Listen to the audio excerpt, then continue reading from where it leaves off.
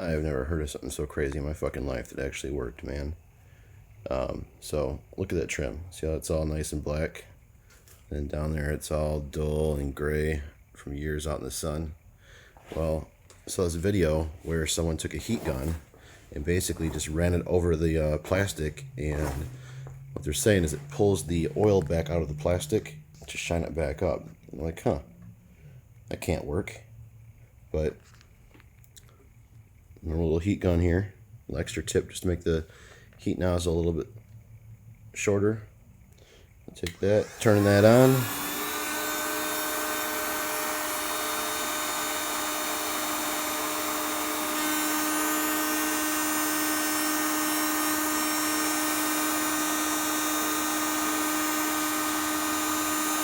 Believe that shit? That actually works.